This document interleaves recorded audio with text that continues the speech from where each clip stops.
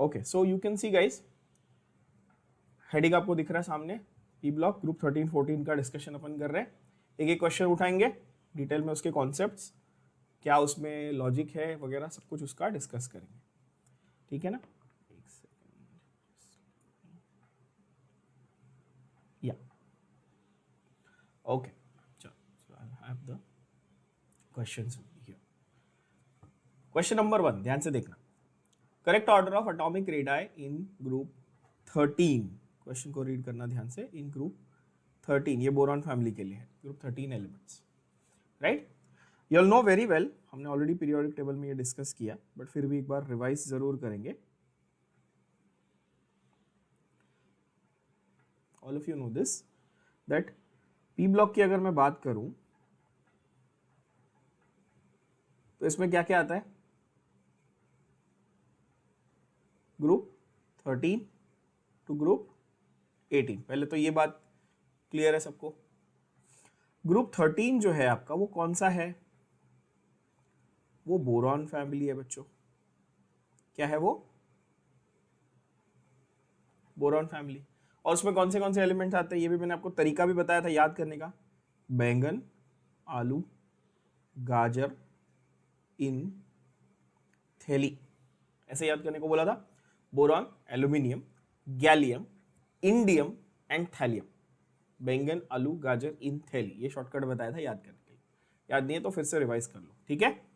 बैंगन, आलू, गाजर इन थैली, that is boron, aluminium, gallium, indium and thallium.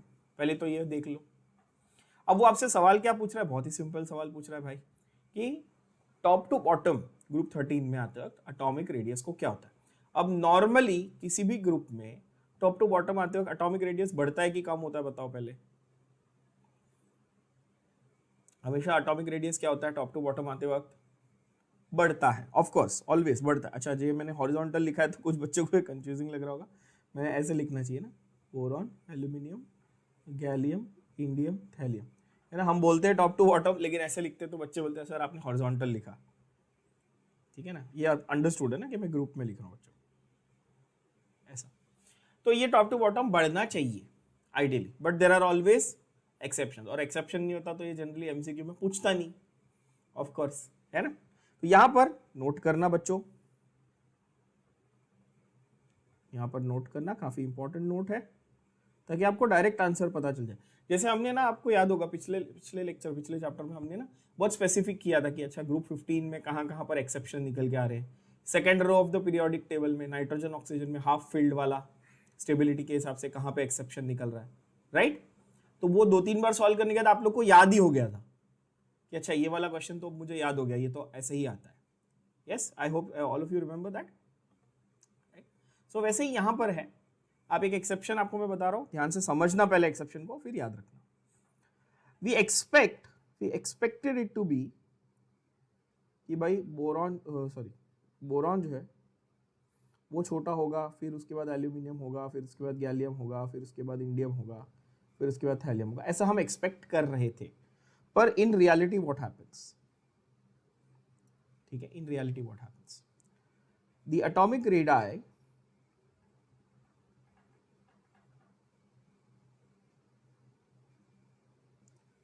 of group 13 follow the order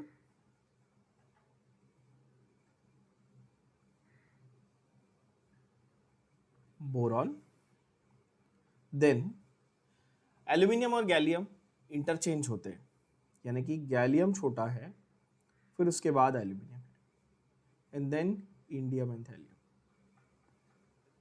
which means that this part here is your exception. Did you all get this? आप expect क्या कर रहे थे, aluminium gallium, क्या मिला, गैलियम एल्यूमिनियम। पहले ये clear हुआ, पहले बोलो हाँ कि ना। एक्सेप्शन क्या है समझ में आया, अब समझो क्यों है, अब समझो क्यों है, थोड़ा सा फंडा समझते हैं। बोरॉन का नंबर था 5, सबको मालूम है ये तो, बोरॉन का नंबर है 5, एल्यूमिनियम है 13। What is gallium number, gallium का नंबर क्या है बच्चों, +18 करते हैं ना अपन, 5 + 8 13 प्लस 18 कितना होगा? 13 प्लस 18 बताओ, 31 प्लस 18 49 और प्लस 32 18, ऐसा होता है ना। तो गैलियम इज नंबर 31, ये क्लियर है। अब गैलियम नंबर 31 है तो गैलियम का इलेक्ट्रॉनिक कॉन्फ़िगरेशन कैसा दिखता होगा? 2 8 18, फिर गिनो, 2 8 18,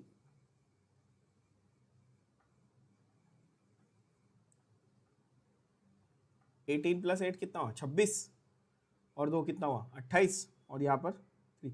ऑब्वियसली ग्रुप 13 है तो 3 होगा ना आउटर मोस्ट शेल में, तो कॉमन सेंस हो गया यार, है कि नहीं? हाँ, ये देखना है। अच्छा, तो आपको ये समझना है कि अच्छा यहाँ पर ये जो 18 आया, ये 3s में 2, 3p में 6 और 3d में 10 हो गया, ये अभी समझ में आएगा। करेक्ट है ना? ये जो 18 है कैसा होगा? देखो 2 प्लस 6 प्लस 10, एवरीबॉडी यस और नो? 18 इलेक्ट्रॉन ऐसे डिस्ट्रीब्यूट होंगे, right? Another way of looking at it, very simple way, भाई ये जिंक के बाद आता है, जिंक में 3d कंप्लीट हो चुका है ना, जिंक में नंबर 30 है, 3d 10 है, 3d 10 कंप्लीट हो चुका है जिंक में, तो ये तो 31 है, जिंक के बाद आता है, तो इसमें 3d 10 आपको कंप्लीट मिलेगा। बोलो हाँ कि ना? तो आप बोलो सर 3d 10 से क्या लेना देना, क्यों पीछे पड़े हो 3d 10 के? वही तो पूरा गेम है भाई। यहाँ पर ये जो है ये 3s2 3p6 और 3d10 जो है, तो ये d subshell is filled, completely filled, जिसकी वजह से, बहुत इंपॉर्टेंट ध्यान देना, जिसकी वजह से पुअर शील्डिंग इफेक्ट होता है। डी का शील्डिंग इफेक्ट कैसा होता है? पुअर होता है। So therefore atomic size decreases। ये याद रखना बच्चों, पता ही आपको कि अगर शील्डिंग इफेक्ट खराब है तो वो शील्ड नहीं कर रहा है इलेक्ट्रॉन्स को, तो वो न्यूक्लियस जो है इलेक्ट्रॉन्स को खींचेंगे, तो न्यूक्लियस जब इलेक्ट्रॉन्स को खींचेंगे तो क्या होगा? एटम कैसा होगा? श्रिंक होगा। तो गैलियम जो है वो poor shielding effect of 3d की वजह से श्रिंक होता है, तो इसलिए एल्यूमिनियम गैलियम रिवर्स हो गया। Very very important exception. क्या ये बात भेजे में सबके गई? लॉजिक पूरा समझ में आया? चलो, तो पहले वाले का आंसर क्या होगा बच्चों? फिर फर्स्ट क्वेश्चन का आंसर होगा ऑब्वियसली ऑप्शन डी।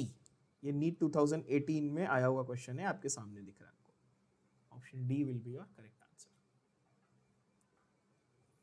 ठीक है, वेरी इंपॉर्टेंट। मैंने काफी सारा कुछ इसमें, मैं चाहता तो आपको सिर्फ एटॉमिक रेडियस दे देता, बट मैंने आपको बताया कि ग्रुप में क्या क्या आता है, उसका एटॉमिक नंबर क्या है, ग्रुप 13 में कौन से एलिमेंट्स हैं, उनके एटॉमिक नंबर क्या है, और उन इसमें से गैलियम का इलेक्ट्रॉनिक कॉन्फ़िगरेशन कैसे लिखना है, तो काफ़ी सारी चीज़ें आपकी इसमें रिवाइज हो जाएगी। ठीक है, वो नोट जो है वो बहुत इंपॉर्टेंट है, वो ध्यान से लिख के। ओके बच्चों, चलो अगले क्वेश्चन पे जाते हैं। AlF3, AlF3 हम लोग वैसे यूज कहाँ करते हैं? AlF3 हम लोग यूज कहाँ करते हैं, पहले ये भी सवाल है। कुछ आइडिया किसी को? AlF3 कहाँ यूज करते हैं हम लोग? अच्छा, आपने स्कूल लेवल में, चलो अभी 11 12 का अगर याद नहीं है, आप लोगों ने स्कूल में एल्यूमिनियम का एक्सट्रैक्शन बॉक्साइट में से बाय बेयर्स मेथड और ये सब पढ़ा होगा, है ना? वहां पर हम दो बहुत इंपॉर्टेंट चीजें यूज करते थे बच्चों, ये याद करना जरा, आपको याद आ जाएगा। वहां पर हम Na3AlF6 यूज करते थे और उसमें से AlF3 निकालते थे और NaF निकालते थे, याद है? इसमें से ये दो चीजें अपन निकालते थे, एक्सट्रैक्ट करते थे, है ना? बस वही है AlF3 जो है, एल्यूमिनियम का ट्राइफ्लोराइड है। ठीक है, चिंता नहीं करनी उसको देख के, ऐसा कुछ कोई बहुत टेंशन वाली बात नहीं, बहुत सिंपल चीज है। ठीक है ना, इसको मैं जरा जूम ठीक कर देता हूँ। हाँ, ओके, स्क्रीन पे आपके क्वेश्चन क्लियरली विजिबल है। तो सेकंड क्वेश्चन बोलता है कि भाई AlF3 जो है वो HF में डिसॉल्व होता है, ठीक है, बट HF में डिसॉल्व होता है only in the presence of KF। तो पहले क्वेश्चन को समझो। AlF3 normally insoluble in HF होता। पहले ये समझो, ये फंडा वो समझा रहा है, ये आपको सवाल में पूछ रहा है, पहले क्वेश्चन को समझो। क्या बोला उसने? AlF3 जो है ना वो नॉर्मली HF में, हाइड्रोफ्लोरिक एसिड में सॉल्युबल नहीं है, ठीक है बात। पर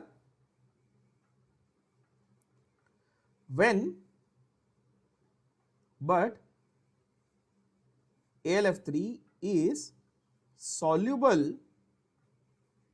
in HF plus KF combination. ये समझो, पहले क्वेश्चन सबको समझ में आया? बोलो हाँ कि ना। बहुत आसान क्वेश्चन है। वो ये बोल रहा है कि नॉर्मली HF में ये सॉल्युबल नहीं होना चाहिए, पर HF के साथ में जब KF दिया तो सॉल्युबल हो जाएगा। वो पूछ रहा है वाई, या रादर क्यों, फॉर्मेशन ऐसा क्या हो रहा है जिसकी वजह से, ऐसा क्या फॉर्म हो रहा है जिसकी वजह से ये डिसॉल्व हो रहा है। क्वेश्चन समझ में आया? आंसर बहुत ही ऑब्वियस है, मतलब छोटे बच्चे को भी आंसर आएगा। देखो क्या बोला उसने, AlF3 किसके प्रेजेंस में? KF के प्रेजेंस में। क्या बनेगा बच्चों? सोचो, K3AlF6, तो ये ऐसा 3, K3AlF6, ठीक है। ये क्या है? ये कोऑर्डिनेशन कॉम्प्लेक्स है। क्या ये? Coordination complex. अब कुछ बच्चों को ये बाउंसर जाता है कि सर आपने कैसे लिख दिया कोऑर्डिनेशन कॉम्प्लेक्स, हमको तो समझा ही नहीं। भाई मेरे, जब इनऑर्गेनिक केमिस्ट्री पढ़ रहे हो और स्क्वायर ब्रैकेट आए कंपाउंड के अंदर, तो आंख बंद करके लिखना कोऑर्डिनेशन कॉम्प्लेक्स, बिल्कुल टेंशन नहीं लेना। समझ में आ रहा है बच्चों? अब फॉर एग्जांपल मैं ऐसा आपको लिख के देता, समझो K3FeCN6 और ऐसा स्क्वायर ब्रैकेट लिख देता। मैंने स्क्वायर ब्रैकेट लिख दिया, मतलब ये क्या है, कौन से टाइप का कंपाउंड है? ये कोऑर्डिनेशन कंपाउंड। बस इतना ऑब्वियस हो जाता है।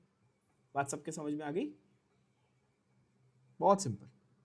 तो यहां पर देखो कि कौन सा कोऑर्डिनेशन कॉम्प्लेक्स बना भाई। इसका मतलब कहने का ये है कि AlF3 HF के साथ तो रिएक्ट करेगा ही नहीं। थोड़ा सा कॉमन सेंस लगाओ, अगर वो HF के साथ रिएक्ट करने वाला होता तो पहले ही कर लेता। वो किसके साथ रिएक्ट करने वाला है? KF के साथ। और KF के साथ रिएक्ट करके ABCD, ऑप्शन देखो आपके स्क्रीन पे, कौन सा वाला बन रहा है? ऑप्शन बॉम्बे। काफी आसान, सिंपल। समझ में आया सबको? ठीक है, बहुत सिंपल। चलो नेक्स्ट देखते हैं। वापस उन्होंने ग्रुप 13 के ऊपर आपको क्वेश्चन पूछा हुआ है। गलती से ग्रुप 3 की जगह 13 लिख दिया। Question number 3, group number 13। Stability of the +1 oxidation state between aluminium, gallium, indium, thallium increases in the sequence of, ठीक है, stability of +1 oxidation state between aluminium, gallium, indium, thallium increases in the sequence of, यानी कि कौन से order में +1 oxidation state की stability बढ़ रही है। अब थोड़ा सा इसके पीछे जरा कॉन्सेप्ट पे आते हैं पहले। अगेन हर क्वेश्चन में क्या है, एक छुपा हुआ कॉन्सेप्ट है, तो उसको कॉन्सेप्ट को समझते हैं बच्चों, ध्यान से देखना, और काफी इंटरेस्टिंग कॉन्सेप्ट है।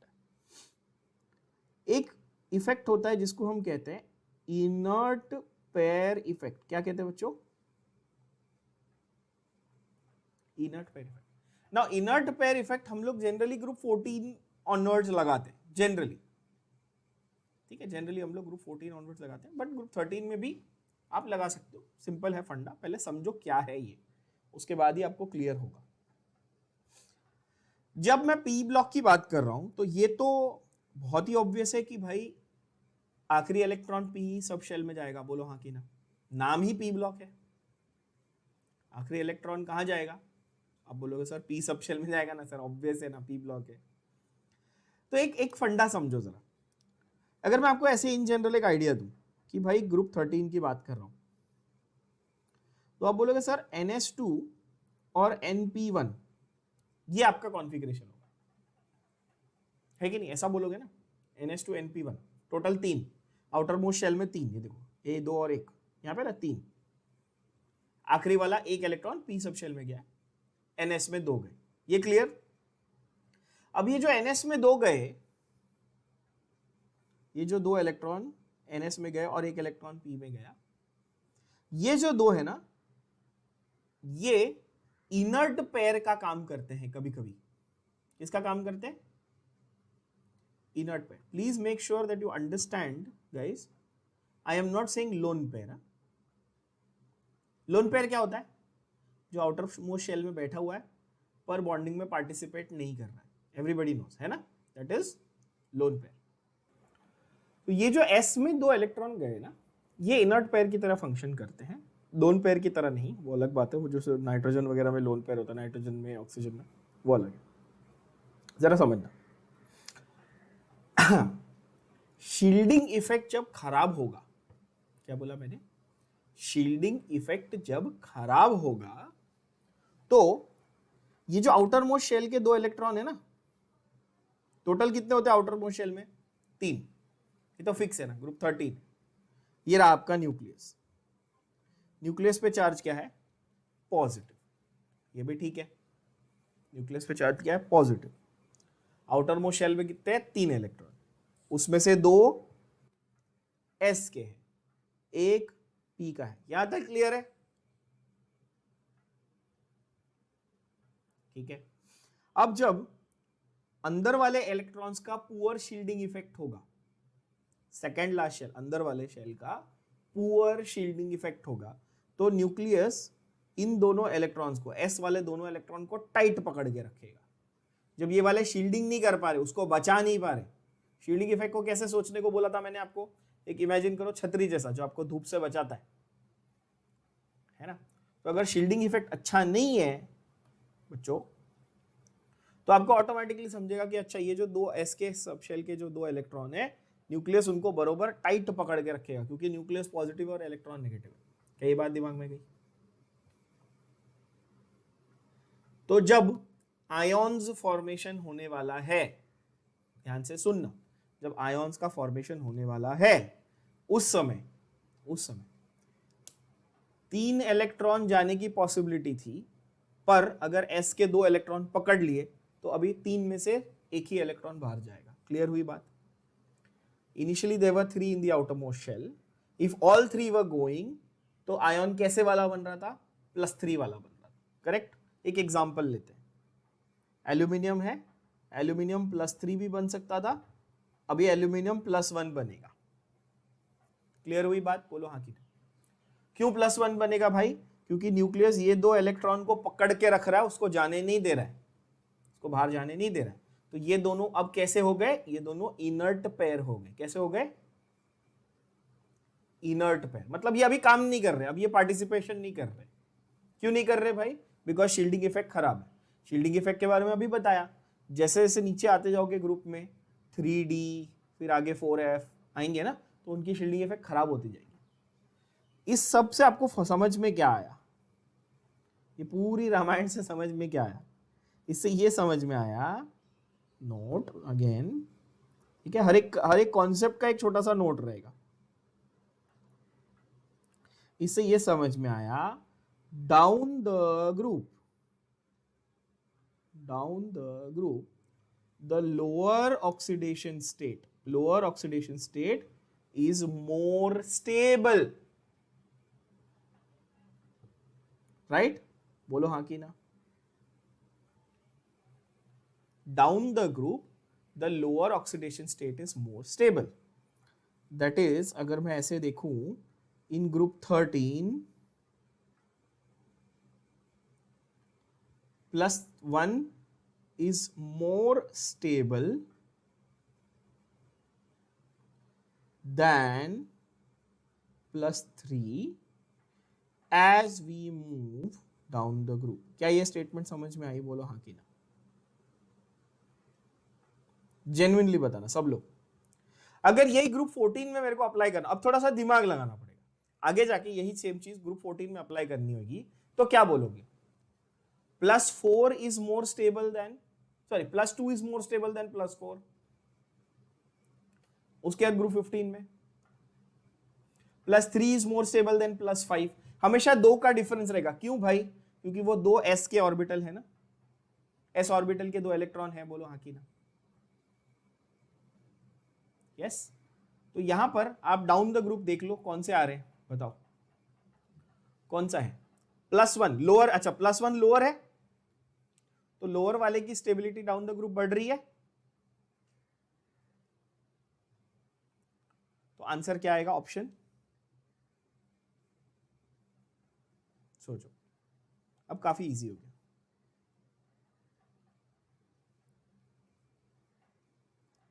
आंसर आएगा ऑप्शन ए। चेक करो, देखो +1 ऑक्सीडेशन स्टेट, छोटा वाला नंबर, +3 और +1 का ऑप्शन था आपके पास, पहले तो ये समझ लो, ठीक है। एल्यूमिनियम लीस्ट, फिर थोड़ा गैलियम में ज्यादा, फिर इंडियम में ज्यादा, फिर थैलियम में सबसे अच्छा स्टेबिलिटी किसका? +1 ऑक्सीडेशन स्टेट का। क्या ये बात क्लियर हुई? बोलो हाँ की। यस। ये जो अभी हमने ग्रुप 13 के लिए सॉल्व किया ना, ये सिर्फ यहाँ पर कॉन्सेप्ट नहीं अप्लाई होगा, ये पूरे पी ब्लॉक में आपको हर जगह काम आने वाला है। Just to give you an example of how it will get extended, अगर मैं ग्रुप 13 की बात कर रहा हूँ, boron, aluminium, gallium, indium, thallium, तो आपको बहुत ही सिंपल अप्रोच ऐसी रखनी है कि ऊपर +3 ज्यादा स्टेबल है, बट नीचे आते आते +1 ज्यादा प्रेफरेंस में आ जाता है। क्या ये बात एकदम सिंपल तरीके से भेजे में गई? ऊपर के एलिमेंट्स में +3 ज्यादा प्रेफरेबल होता है, ज्यादा देखा जाता है, और नीचे आते आते आपका +1 ज्यादा फ्रीक्वेंटली दिखता है। क्या ये बात क्लियर हुई? सेम वे अगर मैं ग्रुप 14 को लिखूं, कार्बन, सिलिकॉन, जर्मेनियम, टिन और लेड, आपको पता ही है, तो आपको कोई पूछे कि भाई कार्बन में ज्यादा नॉर्मली आपको 4 ऑक्सीडेशन स्टेट दिखता है कि 2, तो आप तो बोलोगे सर टेट्रावैलेंट ही होता है ना, ये जनरली +4 ही मिलता है अपने को कार्बन। तो यहां पर भी ऊपर +4 मिलने लगता है, बट नीचे आते आते आपकी +2 की प्रेफरेंस बढ़ जाती है। तो इसलिए आप देखेंगे तो आपको PbCl2, PbSO4 ये सब कंपाउंड मिलते हैं, जहां पर लेड कौन से फॉर्म में? +2 की +4, हमेशा +2 के फॉर्म में मिलता है। तो ये सेम लॉजिक आपको समझने की बहुत जरूरत है कि ये हर ग्रुप में अप्लाई होने वाला है, कि आपका जो बड़ा ऑक्सीडेशन नंबर है वो ऊपर ज्यादा अच्छे से दिखेगा, और छोटा वाला ऑक्सीडेशन नंबर है वो नीचे आते आते ज्यादा स्टेबल हो जाएगा। अब आपको ये जो ए ऑप्शन मैंने मार्क किया वो बहुत ही क्लियरली समझ में आएगा, है कि नहीं? है ना? राइट। तो इस तरह से आपको इसको समझना है कि जो लोअर ऑक्सीडेशन स्टेट है, और डिफरेंस हमेशा 2 का रहेगा। क्यों 2 का रहेगा? क्योंकि जो NS2 आउटर मोस्ट शेल के S सब शेल के 2 इलेक्ट्रॉन है, वो 2 हमेशा डिफरेंस में रहेंगे और वही इनर्ट पेयर बनेंगे। ठीक है, तो +3 +1 +4 +2 +5 +3 ऐसे ऑप्शंस आपको हमेशा मिलेंगे for oxidation state. I hope that is crystal clear to all. बहुत अच्छे। नेक्स्ट क्वेश्चन बहुत ही ऑब्वियसली डायरेक्ट फैक्चुअल है, एकदम फैक्चुअल आंसर है, सीधा सीधा आपको ये तो लर्न ही हो जाएगा। Aluminium chloride forms a dimer, why? Because a it belongs to third group. बकवास, मतलब इनका कहने का मतलब है कि थर्ड ग्रुप का हर एलिमेंट डाइमर बनाएगा। No, not necessary. उसका रीजन क्या है? एल्यूमिनियम का डाइमर बनाने का रीजन क्या है? भाई डाइमर बनाने के लिए उसको चाहिए एम्प्टी डी शेल। क्या चाहिए? Empty D subshell. एल्यूमिनियम में होता है एम्प्टी डी सबशेल? हाँ, of course. Aluminium is number 13, it is 1s2 2s2 2p6 and 3s2 and 3p1। 3p1 है तो 3d खाली पड़ा हुआ है, बोलो हाँ कि ना? और 3d खाली पड़ा है तो क्या होगा? It can have higher coordination number, that is directly answer is option B. बहुत ही सीधा सिंपल सा answer, answer is option B. बाकी तीनों ऑप्शन आप देखोगे ना तो आपको रियलाइज होगा कि तीनों बहुत ही बकवास option. Ionization energy, cannot form trimer, और क्या बिलोंग्स टू थर्ड ग्रुप, ये बहुत ही बकवास ऑप्शन, इनसे उसके कोई लेना देना ही नहीं है कोऑर्डिनेशन नंबर का।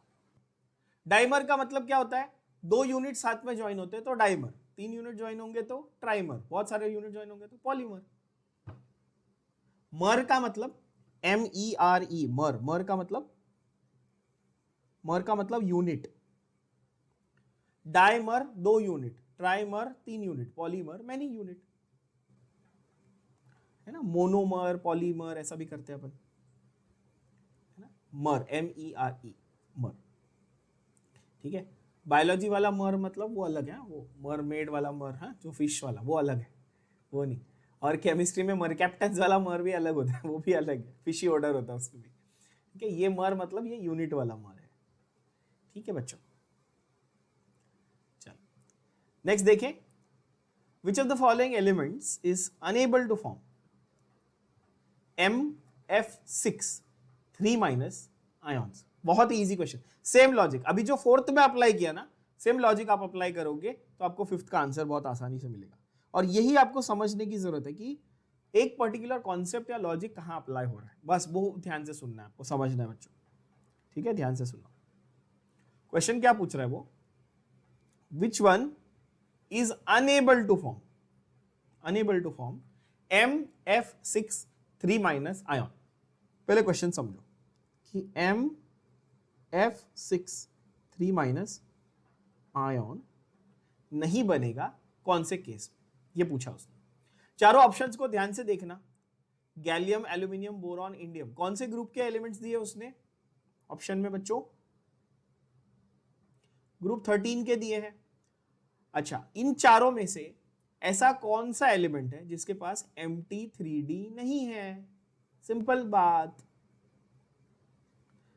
सबसे छोटा Mt3D, सबसे छोटा वाला, उसके पास खाली 3D नहीं होगा। देखो, boron, aluminium, gallium, indium, thallium. Boron सबसे छोटा है, boron second row of the periodic table में आता है, तो बोरॉन के पास कोई Mt3D शेल नहीं है, तो वो कैसे बनाएगा बड़ा नंबर का? एक थोड़ा कॉमन सेंस वाला बात बताता हूं, बोरॉन का ग्रुप 13 है तो BF3 मैक्सिमम बनेगा। BF6 वो कैसा बनेगा, जरा थोड़ा दिमाग लगा के सोचो ना, 5 ही तो इलेक्ट्रॉन है यार, 5 इलेक्ट्रॉन है, 6 फ्लोरीन के साथ बॉन्ड कर लेगा, पॉसिबल है क्या? फिर बोरॉन के पास टोटल ही 5 इलेक्ट्रॉन, तुम कहां उस गरीब की जान ले रहे हो यार, कहां वो 6 इलेक्ट्रॉन 6 फ्लोरीन के साथ बॉन्डिंग, बताओ जरा कर सकता है क्या? एल्यूमिनियम, इंडियम, गैलियम क्यों कर सकते हैं? क्योंकि इनके पास बड़े बड़े कॉन्फ़िगरेशन है, तो बड़े बड़े डी शेल एम्प्टी पड़े हुए हैं। एल्यूमिनियम के पास 3D खाली है, गैलियम के पास 4D खाली है, इंडियम के पास 5D खाली है। बॉस बात समझ में आ रही कि नहीं आ रही? ठीक है, आपने 3D कंफ्यूज होकर बोला, आपने गैलियम बोला, गैलियम में फंडा था कि 3D है और फुल है। जरा देखो, कॉमन सेंस यूज करो जरा, मैंने क्या बोला था? हाँ, मैंने बोला MTD जिसके पास होगा, ठीक है, MTD होगा। अब यहां पर गैलियम में 3D फुल है, लेकिन फोर्थ शेल चालू हो गया ना, तो 4D खाली है कि नहीं है? राइट, तो गैलियम के पास 4D खाली है। The only one that does not have, boron does not have MTD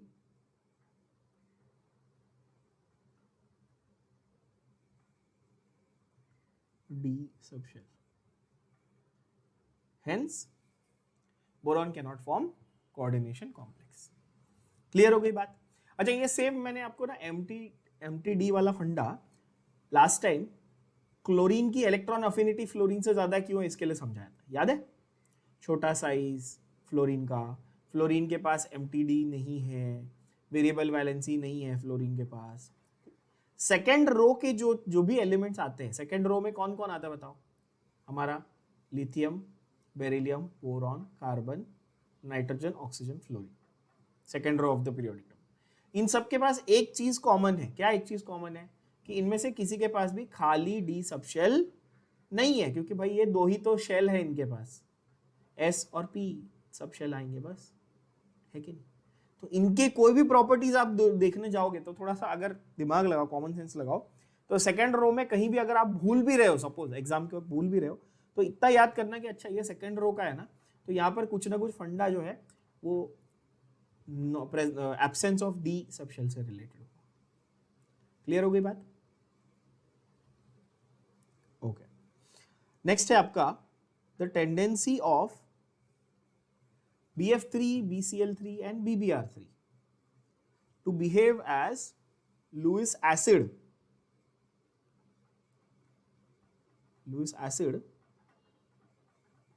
decreases in the sequence. Oh nice, बहुत ही अच्छा question. The tendency of BF3, BCl3 and BBr3, okay, to behave as Lewis acid decreases in the sequence. Very very nice question. तो पहले तो उसमें concept जरा आपको समझा दूं बच्चों. कॉन्सेप्ट क्या है कि भाई लुईस एसिड और लुईस बेस क्या होता है और उसको कैसे जज करते हैं. पहले समझो लुईस एसिड लुईस बेस क्या होता है, बताओ.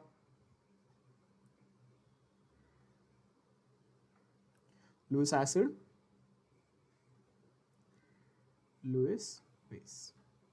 लुईस एसिड होता है लोन पेयर एक्सेप्टर. क्या होता है? Lone pair acceptor. जो लोन पेयर को एक्सेप्ट करे वो एसिड. कैसे याद रखने का? ACAC, एसिड एक्सेप्ट कर रहा है. Easy way to remember I am giving. Lewis base कैसे याद करेंगे बच्चों? Lone pair donor. कैसे याद करेंगे? लोन पेयर का डोनर. थोड़ा दिमाग लगाओ. अच्छा, तो अब सवाल वो आपसे ये कर रहा है कि इसमें कौन सा वाला अच्छा लुईस एसिड है. कहने का उसका क्वेश्चन का मतलब ये, देखो ध्यान से. डिक्रीजेस मतलब हाईएस्ट टू लोएस्ट पूछ रहा है. पहले ये समझो. डिक्रीजेस मतलब वो आपको डिसेंडिंग ऑर्डर पूछ रहा है, हाईएस्ट टू लोएस्ट. यस बच्चों, क्लियर. तो हाईएस्ट टू लोएस्ट जब वो आपको पूछ रहा है तो आपको सबसे अच्छा लुईस एसिड पूछ रहा है. ये भी क्लियर है. और सबसे अच्छा लुईस एसिड की अगर मैं बात करूं तो सबसे बेहतर एक्सेप्टर या सबसे बेहतर डोनर, क्या मांग रहा है वो आपसे? दिमाग लगाओ जरा.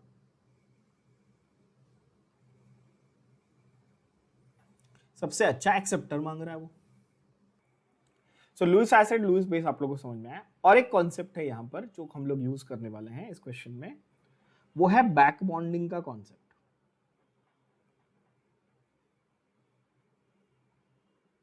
जरा समझो क्या होता है. अगेन काफी लॉजिकल है. Once you understand it, it's very simple and logical. Think of it this way. Boron के पास आउटर मोस्ट शेल में कितने इलेक्ट्रॉन है बेटा? तो आप बोलोगे सर 3 इलेक्ट्रॉन है. ग्रुप 13 का एलिमेंट है ना. आउटर मोस्ट शेल में कितने इलेक्ट्रॉन है? 3 है. करेक्ट. ये 3 फ्लोरीन के साथ में जब बॉन्ड करता है, बात क्लियर हुई? 3 फ्लोरीन के साथ बॉन्ड किया तो इसका ऑक्टेट कंप्लीट हुआ क्या? पहले ये देखो, ऑक्टेट कंप्लीट हुआ? बोलो हाँ कि ना. क्या इसका ऑक्टेट कंप्लीट हुआ बच्चों? कैसे कंप्लीट हुआ? गोचू जैसी बात. कैसे कंप्लीट हो सकता है? 6 ही इलेक्ट्रॉन हुए आउटर मोस्ट शेल में. ऑक्टेट कहां से कंप्लीट हुआ? कितने इलेक्ट्रॉन हुए आउटर मोस्ट शेल में? 1 2 3 4 5 एंड 6. BF3 का ऑक्टेट कैसे कंप्लीट हुआ? इनकंप्लीट हुआ ना. राइट. 6 इलेक्ट्रॉन ही हुए. तो ये कंपाउंड स्टेबल कैसे है बॉस? थोड़ा सा दिमाग लगाओ ना, सोचो, फिर से समझो क्या बोल रहा हूं. BF3 इनकंप्लीट ऑक्टेट का एग्जांपल है. पहले ये समझो. बोलो हाँ कि ना. Incomplete octet. ऑक्टेट का मतलब समझते हो? 8 इलेक्ट्रॉन होने चाहिए. यहां पे कितने हैं? 6. ठीक है. तो इनकंप्लीट ऑक्टेट हुआ. अब सवाल ये कि भाई ये स्टेबल कैसे होगा? तो ये स्टेबल ऐसे होगा कि ये फ्लोरीन के पास जो लोन पेयर पड़े हुए हैं ना, हर फ्लोरीन के पास लोन पेयर पड़े होते हैं.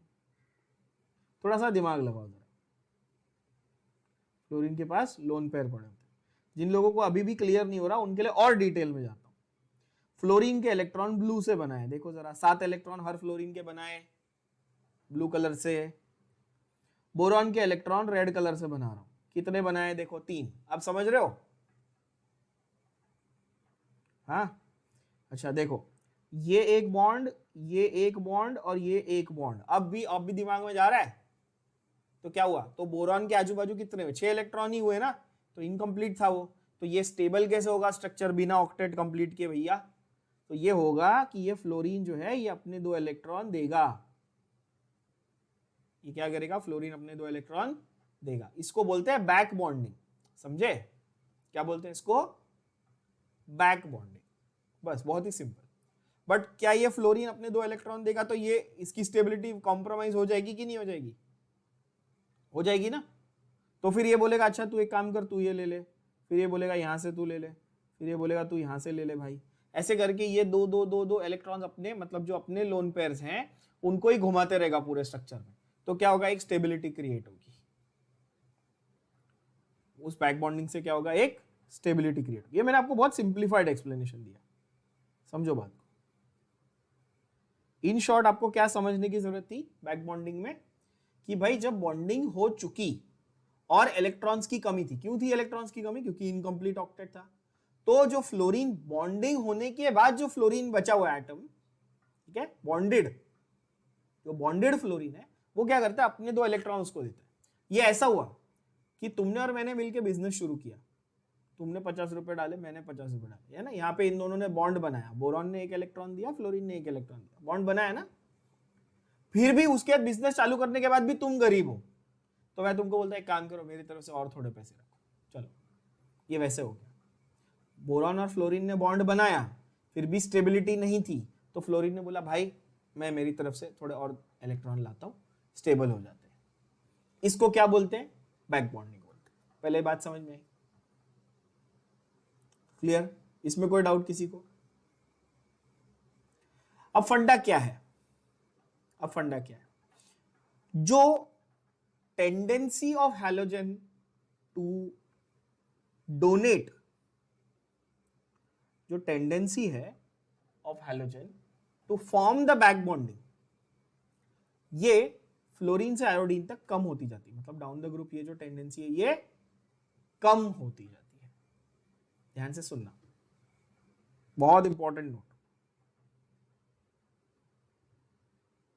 ये सब जो नोट्स लिखवा रहा हूं ना, ये बहुत इंपॉर्टेंट नोट्स हैं आपके entrance exam point of view से, ठीक है। ध्यान से देखना।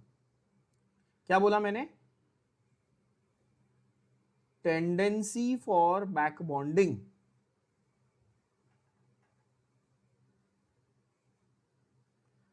decreases from fluorine to iodine. क्या ये बात समझ में आई? फ्लोरीन की अच्छी टेंडेंसी है बैक बॉन्डिंग करने की और आयोडीन की खराब है। अब इसमें ना बहुत सारे बच्चे कंफ्यूज होते हैं और बहुत सारे टीचर्स भी आपको कंफ्यूज करते हैं, क्योंकि आपको ये बताया गया कि फ्लोरीन हाईली इलेक्ट्रोनेगेटिव है, सबको मालूम है ये। तो आपके दिमाग में ये सवाल आता है कि सर ये हाईली इलेक्ट्रोनेगेटिव है तो ये अपने इलेक्ट्रॉन क्यों देगा? जो इलेक्ट्रोनेगेटिव है वो थोड़ी इलेक्ट्रॉन देना चाहता है, वो तो खींचना चाहता है, बरोबर। ये भी सिखाया गया आपको, है कि नहीं? पर आपको ये समझना है कि यहां पर बैक बॉन्डिंग में जो है ना, इलेक्ट्रोनेगेटिविटी का फंडा नहीं देखना है आपको। प्लीज ये दिमाग में बिठा लो। फ्लोरीन इलेक्ट्रोनेगेटिव है, हाँ। फ्लोरीन इलेक्ट्रॉन खींचता है नॉर्मली, हाँ, सब ठीक, सब सही है, सब वैलिड है। पर बैक बॉन्डिंग का लेना देना इलेक्ट्रोनेगेटिविटी से है क्या? नहीं।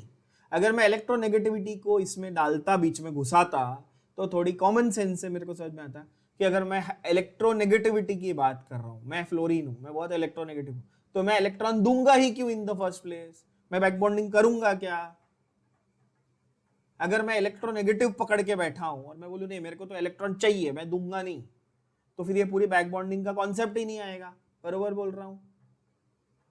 तो यहाँ पे इलेक्ट्रोनेगेटिविटी नहीं देखनी गधो, यहाँ पे ये देखनी है कि आपकी इफेक्टिव ओवरलैपिंग कैसे होती है।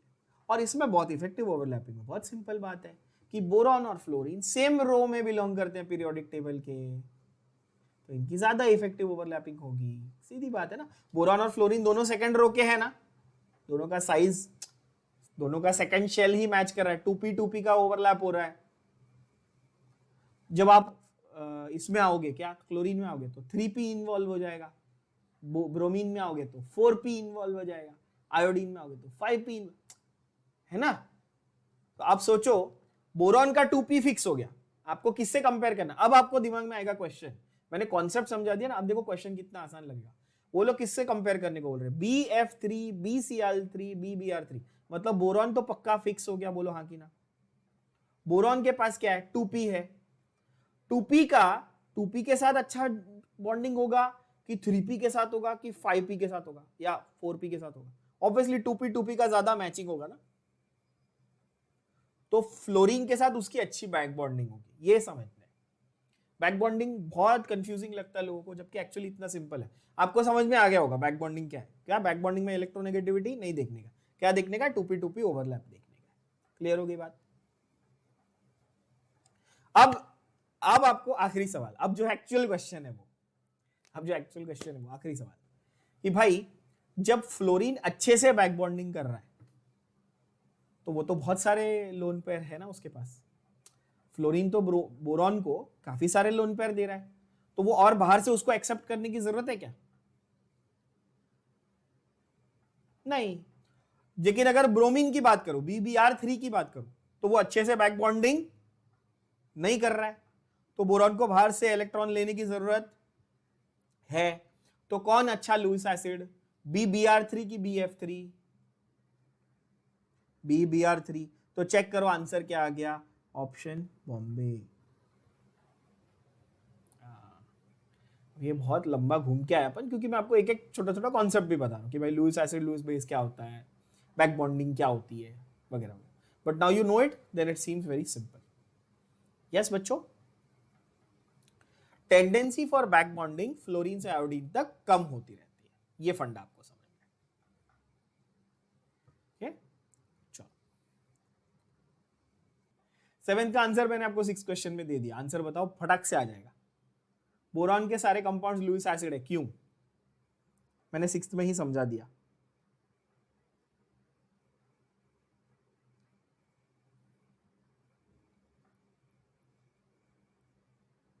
क्या बताया था? इनकम्प्लीट ऑक्टेट बताया था ना। इनकम्प्लीट ऑक्टेट होगा तो आंसर क्या आएगा बताओ 7th का? Option ABCD। इलेक्ट्रॉन्स की कमी थी, ऑक्टेट नहीं बन रहा था, इलेक्ट्रॉन्स की कमी थी। मींस बोरॉन के compounds have electron deficiency, correct? उनको इलेक्ट्रॉन्स की कमी है, therefore they are Lewis acid. Lewis acid acceptor है, एक्सेप्ट, थोड़ा कॉमन सेंस लगाओ, एक्सेप्टर है भाई। एक्सेप्ट कब करेगा? जब उसको कमी होगी कि बहुत ज्यादा होंगे उसके पास? कमी होगी। और कमी क्यों है भाई? क्योंकि उसका इनकम्प्लीट ऑक्टेट है। तो आंसर है इलेक्ट्रॉन डेफिशिएंट नेचर। ये तो जिसको बेसिक इंग्लिश आती है वो भी आंसर कर देगा, केमिस्ट्री छोड़ो। इलेक्ट्रॉन डेफिशिएंसी, इलेक्ट्रॉन्स की कमी, लिटरल ट्रांसलेशन है ना बच्चों। चलो ओके, नेक्स्ट आते हैं हम लोग बोरिक एसिड, नीट 2016 का क्वेश्चन। प्यारा क्वेश्चन, सिंपल क्वेश्चन, आंसर फिर से यहां पर बहुत आसान। चेक करो, boric acid is an acid because, boric acid is an acid because it contains replaceable H, gives up a proton, accepts OH from the water releasing proton or combines with proton from water molecule. ध्यान से देखना, जरा ध्यान से देखना इस question में, 8th question में ऑप्शंस को ध्यान से देखो। ऑप्शन ए और बी एक्चुअली सेम थिंग है, तो दो आंसर तो हो नहीं सकते। ए और बी दोनों तो आप मार्क नहीं कर सकते हो, आपके एग्जाम में एक ही मार्क करना है आपको। तो अरे भी ए और बी दोनों गए। क्वेश्चन क्या बोलता है देखो, रिप्लेसेबल H है मतलब giving a proton, H plus ही तो प्रोटॉन है, तो अगर रिप्लेसेबल H है तो वो गिव्स अ प्रोटॉन। तो ए और बी दोनों सेम सेंटेंस ही अलग अलग तरीके से लिखा है, तो दोनों रॉन्ग है। बोलो हाँ कि ना? तो आंसर सी और डी में से आने वाला है। थोड़ा सा लॉजिक और कॉमन सेंस चाहिए बच्चों यहाँ पे, देखो एमसीक्यू को आंसर करने के लिए, और अपने को ये समझना है। 8th क्वेश्चन में वो बोल रहा है, पहले तो ये समझो कि बोरिक एसिड का फॉर्मूला क्या है। तो बोरिक एसिड कैसा दिखता है भाई?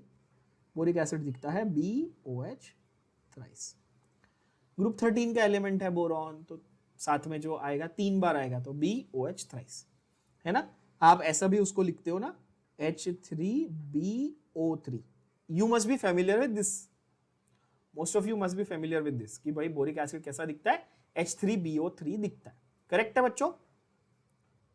थोड़ा सा दिमाग लगाओ कि ये ऐसा दिखेगा, बोरॉन OH OH और OH। क्या कहीं पे भी फ्री हाइड्रोजन, मतलब हाइड्रोजन लगा हुआ है डायरेक्ट? नहीं। अच्छा बोरॉन है तो बोरॉन इलेक्ट्रॉन एक्सेप्टर है, बोलो हाँ कि ना। इलेक्ट्रॉन कौन देगा इसको? OH minus. कौन देगा? OH माइनस इसको इलेक्ट्रॉन देगा, है कि नहीं? तो आंसर क्या आया? Option C. ध्यान से देखो, बहुत सिंपल। आपको मैं इक्वेशन भी लिख के देता हूं इसका, BOH थ्राइस प्लस H2O। ध्यान से देखना क्या बोलता है वो, एक्सेप्ट OH फ्रॉम वाटर। तो वाटर के साथ वो एक्सेप्ट कर रहा है OH। बात समझ में आई?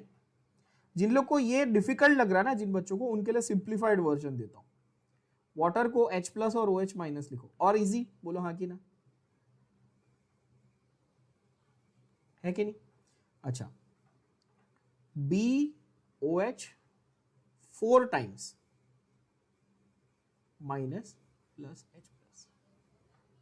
अब देखो बोरॉन के पास 4 OH आ गए तो उसका ऑक्टेट भी कंप्लीट हो गया। पहले 3 OH थे ना, तो 3 OH मतलब 3 बॉन्ड थे ना, तो 6 इलेक्ट्रॉन थे, इलेक्ट्रॉन डेफिशिएंसी थी, ऑक्टेट इनकम्प्लीट था। अब 4 आ गए, ऑक्टेट भी कंप्लीट हो गया।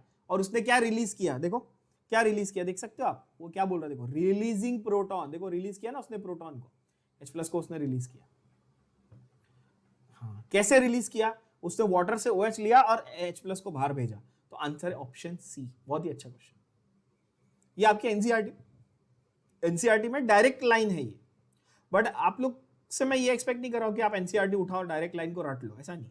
आपको उसके पीछे का लॉजिक समझा रहा हूं कि उसने क्या किया, उसने OH के थ्रू इलेक्ट्रॉन लिए। ठीक है बच्चों? वैसे तो दिया हुआ सब कुछ ही है एनसीईआरटी में तो वैसे सब कुछ ही दिया हुआ है। नेक्स्ट है आपका नीट 2013 का क्वेश्चन। अगेन बहुत ही सिंपल और ये फैक्चुअल क्वेश्चन, इसमें ज्यादा दिमाग नहीं लगाना है, याद रख। 2-3 क्वेश्चंस ऐसे हैं इस चैप्टर में से जो डायरेक्ट एग्जांपल है या नाम है ना, तो वो आपको इंपॉर्टेंट है, वो याद रख लेना है, उसमें कुछ नया नहीं है। जैसे कि इसको स्टार मार्क करना 9th वाले को, क्योंकि आपको ये डायरेक्ट याद करना पड़ेगा, इसमें कोई रॉकेट साइंस है नहीं जो मैं आपको समझा सकूं। सीधा सीधा नाम है BN, क्या BN। देखो 9th क्वेश्चन, ऑप्शन सी बच्चों, दिख रहा है आपको? 9th क्वेश्चन नीट 2013 का क्वेश्चन है, option C, that is BN। It is known as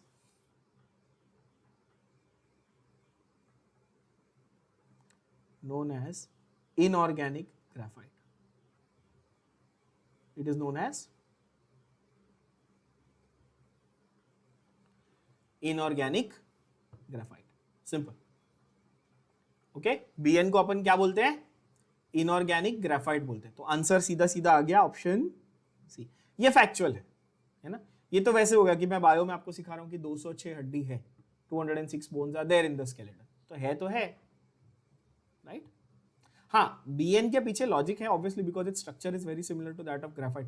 graphite has sheet like structure, you all know this, 2-dimensional layer like, sheet like arrangement.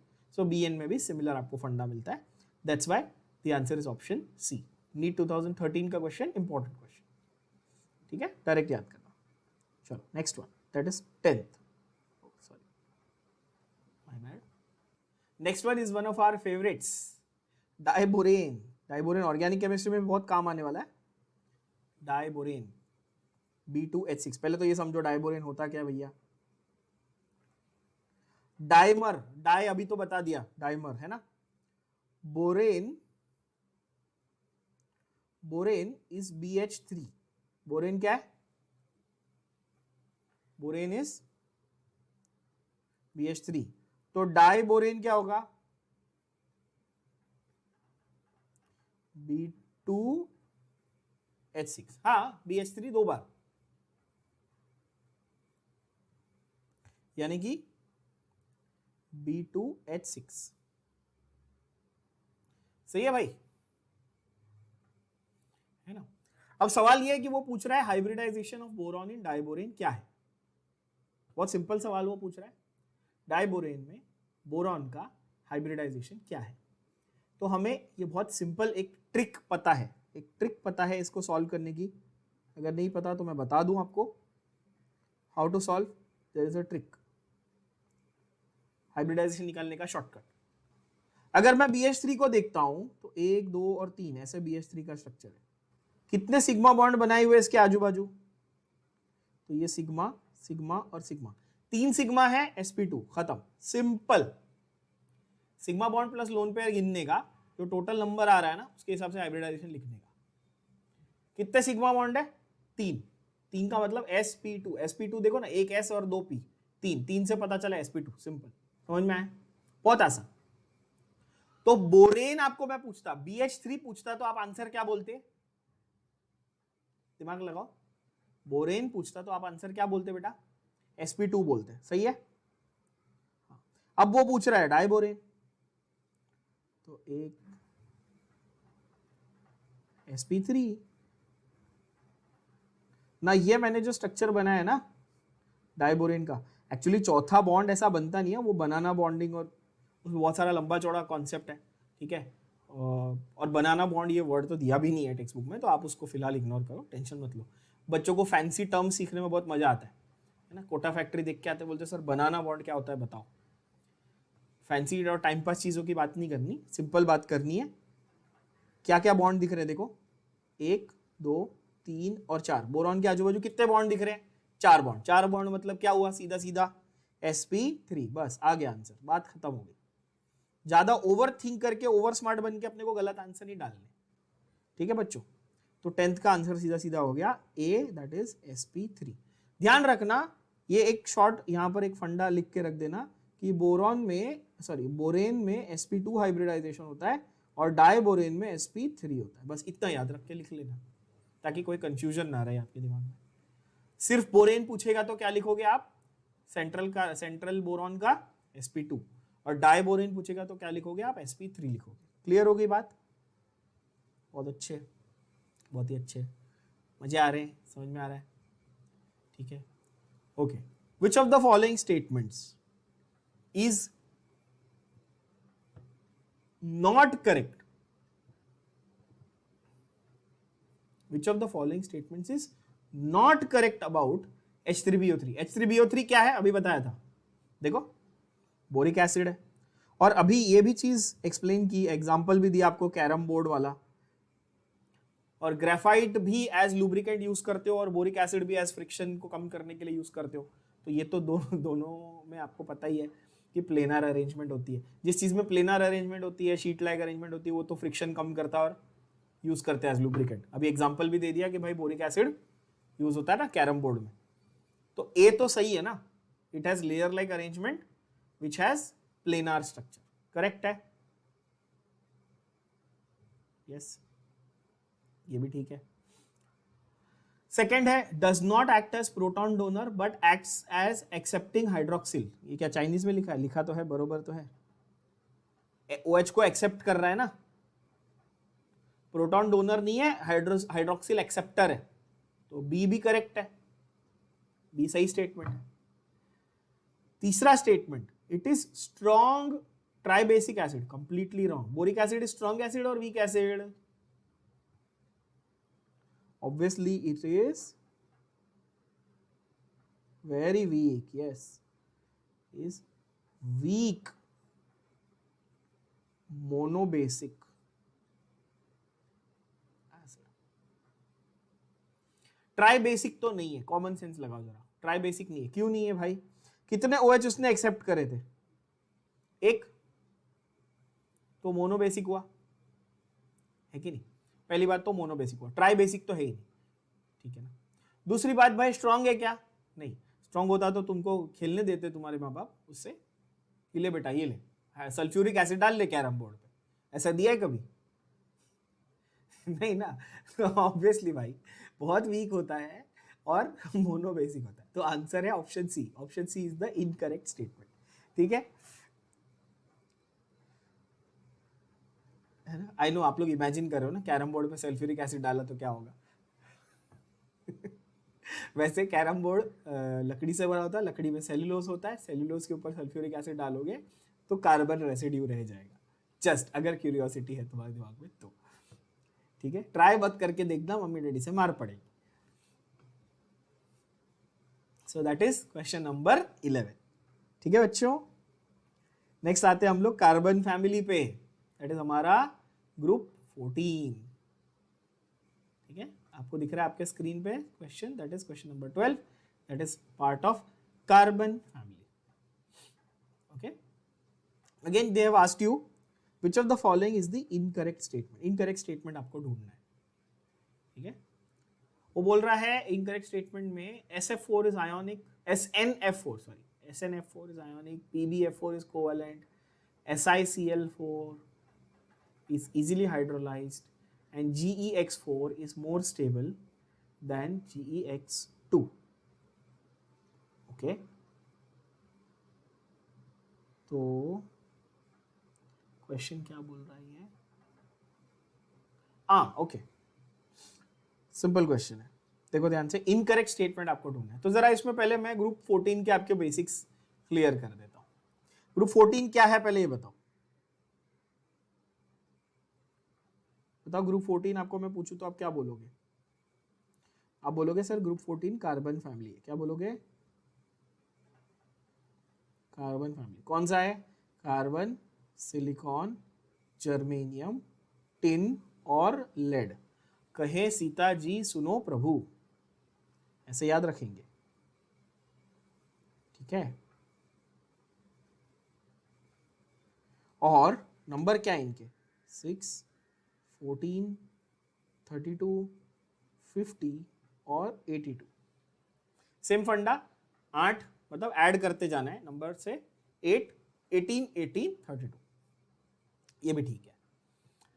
वही top to bottom फंडे वही है, inert pair effect है, carbon +4 ज्यादा दिखाता है, lead +2 ज्यादा दिखाता है, all those things are repeated, तो वहां पे मैं नहीं जा रहा। समझने की बात यह है कि मुझे ये बताओ आप, down the group metallic character बढ़ेगा कि कम होगा? हमेशा डाउन द ग्रुप आते वक्त मेटालिक कैरेक्टर को क्या होता है, बढ़ता है कि कम होता है?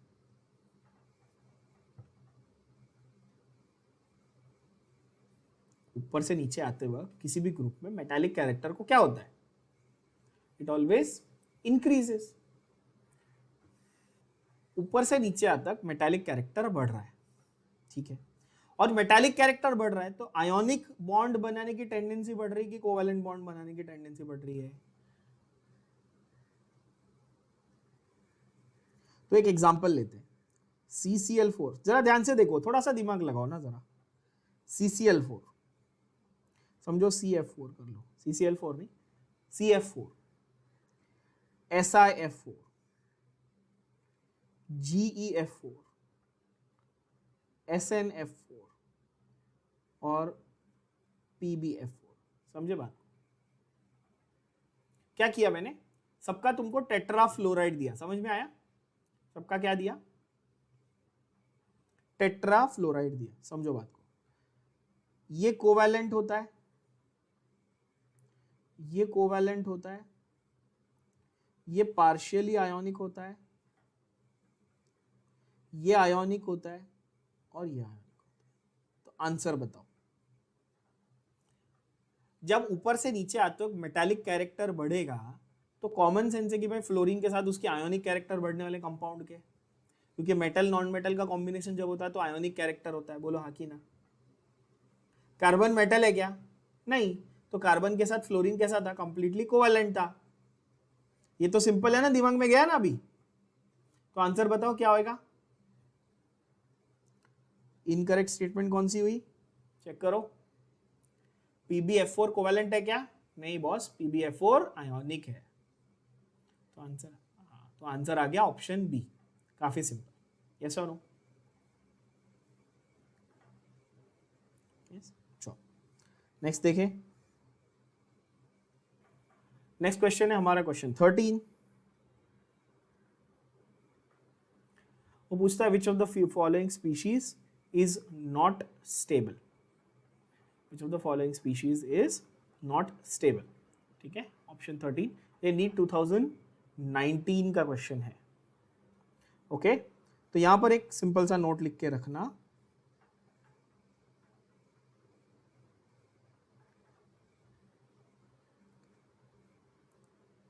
SiF6 स्क्वायर ब्रैकेट है तो क्या समझ जाएंगे आप लोग, ये कोऑर्डिनेशन कंपाउंड है ना। SiF6 is stable but SiCl6 is not stable। मतलब सिलिकॉन का फ्लोरीन के साथ बॉन्डिंग पॉसिबल है स्टेबल फॉर्म में, क्लोरीन के साथ बॉन्डिंग पॉसिबल नहीं है due to larger size of chlorine.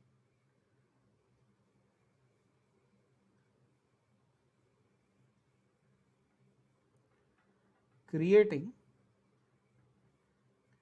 Steric hindrance. Steric hindrance एक ऐसा कॉन्सेप्ट है जो हम लोग ऑर्गेनिक केमिस्ट्री में ज्यादा पढ़ते हैं, टू बी ऑनेस्ट। मैं वहां पे आपको डिटेल में समझाऊंगा वैसे कि स्टेरिक इनहिबिशन क्या होता है, स्टेरिक हिंड्रेंस क्या होता है। सिंपल भाषा में स्टेरिक हिंड्रेंस समझना, बड़े साइज की वजह से, बल्कीनेस की वजह से अगर स्टेबिलिटी अफेक्ट होने लगे, क्या बोला मैंने, बल्कीनेस, बड़े साइज की वजह से स्टेबिलिटी अफेक्ट होने लगे तो उसको आप स्टेरिक हिंड्रेंस बोलना। तो आंसर यहां पे बड़ा ऑब्वियस है कि ए और बी में से होगा, क्योंकि सिलिकॉन के साथ कंपैरिजन की बात हो रही है, पहले ये समझो। और जर्मेनियम और टिन कहाँ है, नीचे आते हैं, बड़े हैं वो, तो वो क्लोरीन को संभाल सकते हैं। पर सिलिकॉन जो है वो छोटा है, वो क्लोरीन को संभाल नहीं सकता। क्लोरीन सिलिकॉन से बड़ा होता है कि छोटा होता है साइज में? अगर एटम की बात करूं तो क्लोरीन छोटा है सिलिकॉन से, पर आयन, क्लोराइड का आयन सिलिकॉन से बहुत बड़ा है। ठीक है, तो यहां पर बिकॉज क्लोराइड आयन जो है वो बड़ा है, लार्जर साइज है, मैं क्लोराइड लिख देता हूं क्लोरीन की जगह ताकि आपको कंफ्यूजन ना हो। ठीक है, क्लोराइड का साइज बहुत बड़ा है, जिसकी वजह से जो स्टेबिलिटी है इस स्ट्रक्चर की वो कॉम्प्रोमाइज हो जाती है, यानी कि आपका ए SiCl6 2- ये आपका आंसर है। बात क्लियर हुई बच्चों? SiF6 स्टेबल क्यों है फिर? फ्लोरीन बहुत छोटा है बॉस, फ्लोरीन बहुत ही छोटा है, और क्लोरीन यहां पर मैंने पहले क्लोरीन लिखा था, देख लेना, ठीक है ना, क्लोरीन लिखा, क्लोरीन क्लोराइड आप लिखो, कोई बात नहीं। क्लोरीन बिकॉज एटम की हम लोग अगर बात करें तो ज़्यादा फंडा क्लियर होता है। तो क्लोरीन एटम जो है उसकी साइज वैसे बहुत बड़ी होती है कंपैरेटिवली, और इसीलिए ये इसकी स्टेबिलिटी अफेक्ट हो जाती है। इस फिनोमिनन को हम लोग स्टेरिक हिंड्रेंस बोलते हैं। पर स्टेरिक हिंड्रेंस वर्ड आप नहीं भी याद रखोगे तो चलेगा, सिंपल फंडा याद रखना, क्लोरीन बड़ा है तो वो ज़्यादा स्टेबल नहीं प्रोवाइड करता है इसको, इस स्ट्रक्चर को। नेक्स्ट देखते हैं, ये भी आपको मैंने डिटेल में समझाया, ये वाला आपको आंसर देखते ही, क्वेश्चन देखते ही आंसर आ जाएगा। The inability of NH2 to participate, English को हिंदी में ट्रांसलेट करो, मैंने जो समझाया था, NH2 को पार्टिसिपेट करने नहीं मिलता, इसको मैंने क्या नाम से बताया था आपको, ये इफेक्ट को मैंने किस नाम से समझाया था अभी? आउटर मोस्ट शेल के 2 s इलेक्ट्रॉन पार्टिसिपेट नहीं करते बॉन्डिंग में, इसको हम लोग इनर्ट पेयर इफेक्ट बोलते हैं, अभी इतना डिटेल में समझाया था। अब वो क्वेश्चन क्या पूछ रहा है, इस वजह से ये जो इनर्ट पेयर इफेक्ट हो रहा है ना, इसकी वजह से क्या हो रहा है, ये वो पूछ रहा है कि भाई ये जो इनर्ट पेयर इफेक्ट हो रहा है आपके सामने, इसकी वजह से व्हाट इज हैपनिंग।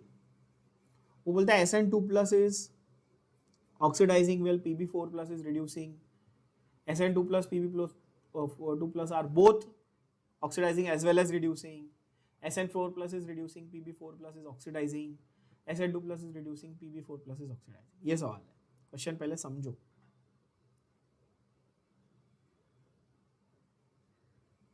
ठीक है, पहले क्वेश्चन को समझो। वो पूछ रहा है कि SN2+ और Pb4+, ये उसने आपको पहले तो ये दिए कि भाई टिन का 4+ और 2+ और लेड का 4+ और 2+, इनके बीच में कंपैरिजन करने बोला है। पहले क्वेश्चन को ध्यान से समझना, ABCD ऑप्शंस को मैं आपको सिंप्लीफाई करके समझा। क्वेश्चन समझ में आया? क्या पूछ रहा है? टिन का कौन सा वेरिएंट ऑक्सीडाइजिंग या रिड्यूसिंग है? लेड का कौन सा वेरिएंट ऑक्सीडाइजिंग या रिड्यूसिंग है। क्या ये बात क्लियर हुई? अच्छा, अभी यहां पर हाइड्रोजन ऑक्सीजन का तो कोई लेना देना नहीं है। रेडॉक्स के कौन से डेफिनेशंस पता है आपको? तो इलेक्ट्रॉन्स की एक्सेप्टेंस और लॉस। तो ये कैसे याद करने का, लॉस और गेन रेडॉक्स के मामले में? ट्रिक बताई थी ना, trick to remember redox, trick to remember redox. क्या था ट्रिक? ऑयल रिग, है कि नहीं? याद है ये? Oil rig, oxidation is loss, reduction is gain. Electrons का लॉस जो है वो ऑक्सीडेशन है, इलेक्ट्रॉन्स का गेन जो है वो रिडक्शन है। क्या ये बात क्लियर है? रेडॉक्स कैसे याद रखना है आप थोड़ा सा दिमाग लगा के मुझे बताना। Pb4+, Pb4+ और SN2+, इनके बीच में अगर मैं कंपैरिजन करूं, Pb4+ और SN2+, इनके बीच में मैं कंपैरिजन करूं तो Pb4+ इलेक्ट्रॉन गेन करेगा कि लूज करेगा फर्दर? तो यहां पर आपको ऐसे सोचना है बच्चों, थोड़ा सा दिमाग लगाओ, बहुत सिंपल बात है। Pb4+, ये 4+ के फॉर्म में रहना चाहता है? नहीं, because of inert pair effect ये Pb2+ के फॉर्म में रहना चाहता है। और ये Pb2+ बनने के लिए क्या करेगा?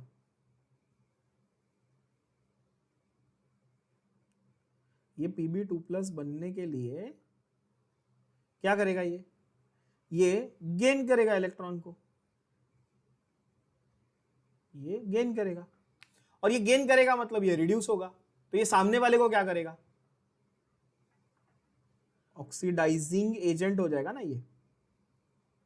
और यहां पर आप ध्यान से देखो, ऑप्शन डी आपका एक ही ऑप्शन है जिसमें Pb4+ को ऑक्सीडाइजिंग एजेंट बोला है। आंसर आपका क्लियरली आ गया, सिंपल। तो SN2+ जो है आपका रिड्यूसिंग हो गया, SN2+ जो रिड्यूसिंग, Pb4+ जो है वो ऑक्सीडाइजिंग एजेंट हो गया। क्या ये बात क्लियर हुई? इसका रीजन क्या था?